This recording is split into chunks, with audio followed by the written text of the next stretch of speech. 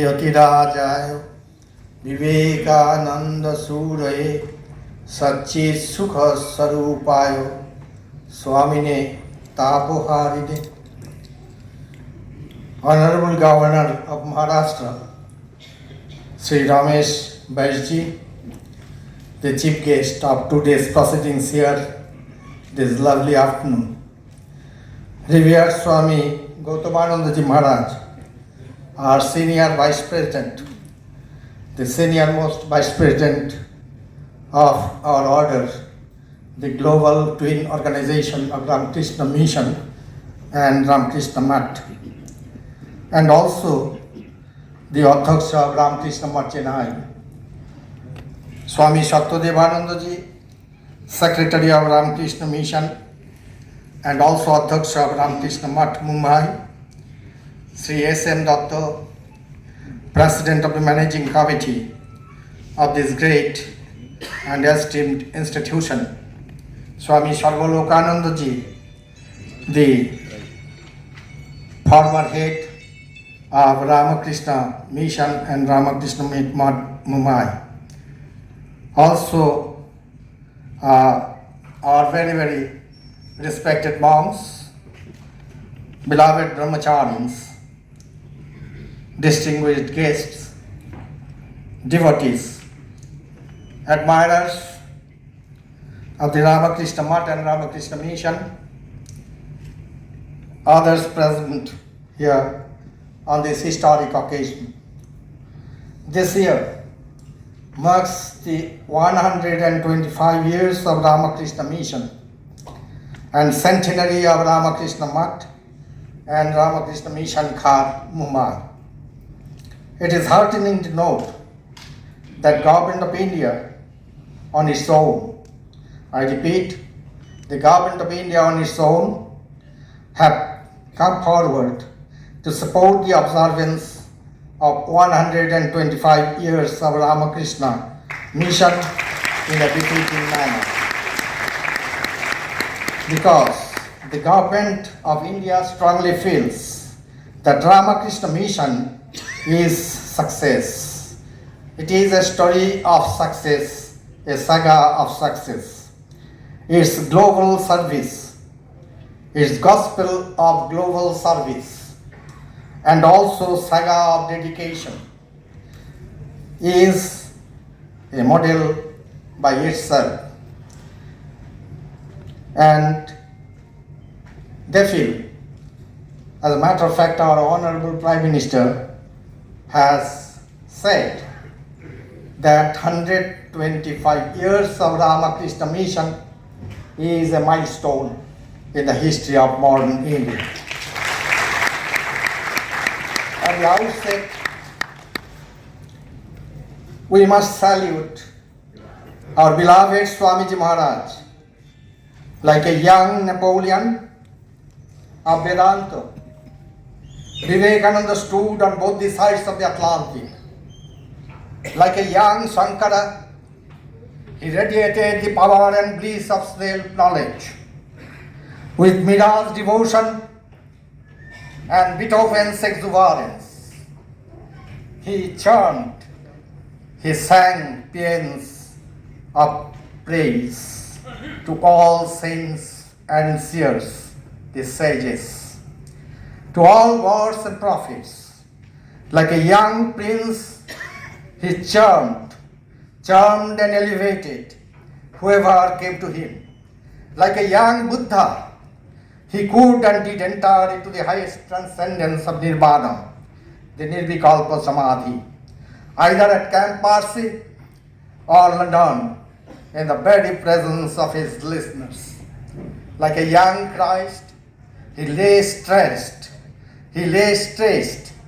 on the pyre that he himself lived for himself after a life of superhuman struggle for the good of humanity. Bahujana Sukhaya, Bahujana Hitaya. Like a young Shiva, he entered his habitual realm of transcendence after drinking the poison of human suffering. This is the finale of Vivekananda's life, He remains and will remain an eternal symbol of purity, service, and renunciation in the fullness of divinity and perfection. His gospel of a new religion, a new man, and a new scripture is being preached through his dream mission, which is known today as Ramakrishna Mission, named after his dear and revered Guru, Sri Ramakrishna. Swamiji says to Mrs. Leon, his American host, I quote, "You know, I have had one of the greatest temptations of my life here. It is organization," unquote. But he was in a dilemma. To be or not to be was the question. To organize or not to organize. And at last he decided in favor of an organization. He said, "If I organize, the spirit will diminish. If I do not, the message will not spread." And ultimately, he decided in favor of an organization. He said, that is how 125 years ago from now, 1st May in 1897, the monumental arch of Renaissance Vedanta, or should we say, the practical Vedanta, which was inaugurated on 1st May 1897. And that is Ramakrishna Mission. Ramakrishna Math was already done, as all of you know. A huge torch was lit. On 1st May 1897 in then Calcutta, now Kolkata. This is how May 1st, 1897, his dream, his master's vision saw the light of the day. A new organization was born. It was the Ramakrishna Mission with its motto, Atmano Mokshartam Jagat Hitayocha, for one's own liberation and for the good of the world and the humanity. With his prophetic vision, Swami Vivekananda saw the mission based on the deep spiritual foundation of purity, sacrifice, service, universality, and non-sectarian approach. Which he saw that through this Ramakrishna Mission, this great organization will be led and will deliver good through the vicissitudes of history and emerge as a model for others to imitate. 100 years later, the Ramakrishna Mission gets world attention.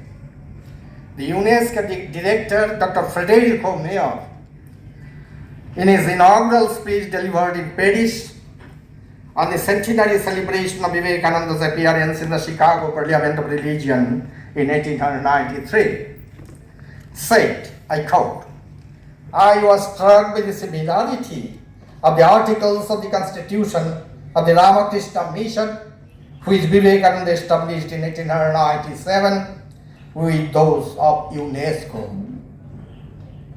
And from the fire he lit for himself and for the good of humanity. Bahujana Sukhaya, Bahujana Hitaya, as I have said. Wings of the fire sprayed across the entire world, and spark from fire also fell on Mumbai in 1923. And that spark has developed into a ball of fire during last 100 years. Swami Vivekananda blessed the city of Mumbai thrice. First, in the last week of July 1892, just on the eve of his leaving for the West, when he stayed as a guest of Sri Ramdas Chavildas, a barrister in Diden, Mumbai. Second, back from his eventful trip to Kanyakumari, he was in Mumbai for a short while before he embarked on the 31st May 1893 to attend the historic Parliament of Religions at Chicago, emerging a new person, a new sage, a new saint, a new messenger, a new prophet, a new leader of the people named Vivekananda. A new Vivekananda emerged. And then we find, after his second trip to the West in 1899 to 1900, he arrived in Mumbai on 6th and 7th of December 1900, spending a very, very short time on the platform of Victoria Terminus railway station incognito. In his western dress, he boarded the train to Calcutta. Among the 16 apostles of Sri Ramakrishna, Bombay also had the privilege of being blessed by the visits of most of them. Swami Brahmananda, Swami Subodhananda, Swami Turiyananda, Swami Abhedananda, Swami Trigunatitananda, Swami Niranjanananda, Swami Sarodananda, Swami Ramakrishnananda, Swami Shivananda, Swami Vijnanananda, and last but not the least, Swami Akhandananda. All of them sanctified Bombay with the dust of their feet, more so the ashram that you will find today. On 19th of April 1923, Akshaya Tritiya, the opening ceremony of the Bombay Center took place in the rented house amidst scenes of great joy. Swami Vishwananda was placed in charge of the ashram. A year later, in May 1924, the ashram shifted to another rented house on Ghorbanda Road, now Swami Vivekananda Road. The charitable dispensary was started at this time. Swami Shivanandaji, the second president of the Ramakrishna Math and Ramakrishna Mission, laid the foundation stone of the present premises in Khar on 6th of February 1925. And he was again present to inaugurate the new ashram building with a shrine on the first floor, which is now known as Holy Mother's Temple. On 26th of December 1926, he also laid the foundation stone for the library building, where the newly constructed office cum book sale building stands at present, and the charitable dispensary building, which has since been demolished, and a garden stands in its place now. North of the office building and a free primary school which was started in June 1926. Swami Vijnanananda, later the fourth president of the Ramakrishna order, visited the ashrama in 1932, and Swami Akhandananda, the third president of the Ramakrishna order, in November 1934. Swami Akhandananda consecrated the relics of Holy Mother in the shrine on the first floor on Jagadhatri Puja of 1934. With this humble beginning, the Mumbai ashrama has now grown into a mighty banyan, giving shelter and solace to thousands of aspirants by quenching their spiritual thirst. Mumbai ashrama now has a 70-bedded hospital, a dispensary, a public library, a coaching center, a rural development unit at Sakuwar, which is very soon going to be an independent branch center directly under the headquarters, Belur Mount. And then, of course, the ashrama conducts regular spiritual retreats for devotees, cultural competitions for students, youth conventions, and workshops on religious occasion for teachers. I remember some 6 to 7 years back, if my memory serves me right, well, the then health minister of the government of Maharashtra, having said in a public meeting at Khar, held in the premises of our ashrama, that the Ramakrishna Mission's hospital is the best of its kind in Mumbai, who keep their doors open for the marginalized section of the society.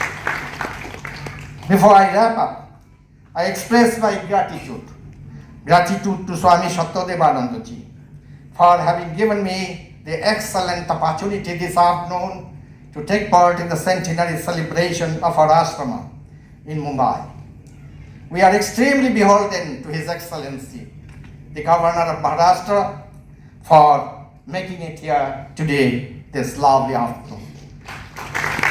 On this auspicious occasion, I invoke the blessings of the spiritual trio, Bhagavan Sri Ramakrishna Paramahansadev, Holy Mother Sarada Devi, my mother, your mother, the mother of the universe, the Divine Mother, and our leader, the general of the militia to which I am a humble soldier, Swami Vivekananda.